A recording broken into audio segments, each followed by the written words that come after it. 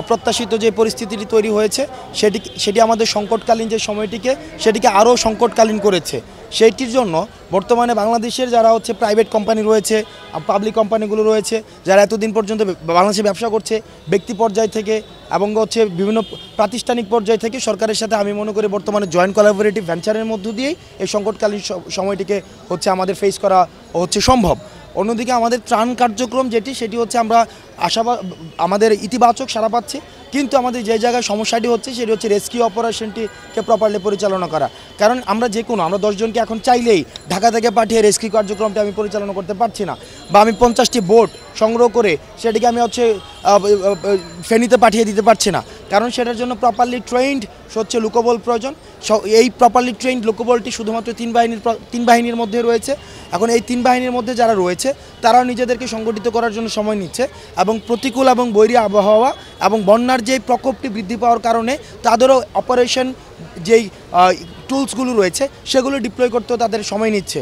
সেই জায়গা থেকে আমরা যেহেতু দেখছি যে বন্যার যে প্রকোপটি সেটি যেহেতু বৃদ্ধি পাচ্ছে, সর্বমহলের সমান অংশগ্রহণ ব্যতীত, জাতীয় ঐক্য ব্যতীত, অথবা যেটাকে আমরা বলি জয়েন্ট কোলাবোরেটিভ ভেঞ্চার ব্যতীত এই ধরনের সংকটটি আমাদের উত্তরণের জন্য আমাদের অনেক বেশি ডিফিকাল্ট হয়ে যাবে।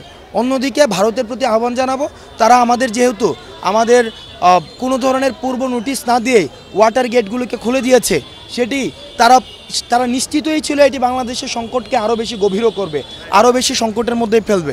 সুতরাং ভারতকে আমরা বলতে চাই যে ভারতের সাথে আমাদের পরবর্তীতে যে আচরণগুলো হবে, আমাদের যে সম্পর্কগুলো হবে, সেই সম্পর্কের ভিত্তি হবে তাদের বর্তমান আচরণ।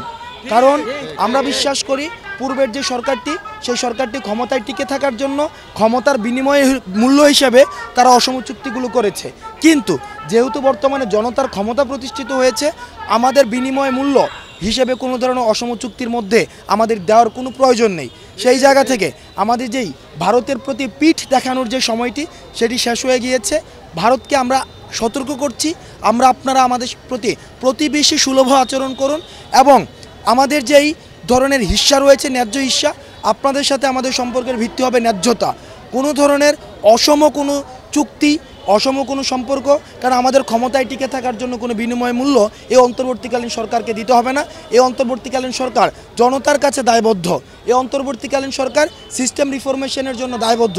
সুতরাং ভারতকে আহ্বান করব, আপনাদের যেই এক ধরনের অ্যাগ্রেসিভ যেই ট্রিটমেন্টটি আপনারা অ্যাডপ্ট করেছেন, সেটি থেকে যদি বের না হয়ে আসেন, তাহলে আমাদের যে পারস্পরিক সম্পর্ক সেটি তিক্ত থেকে তিক্ততর হবে।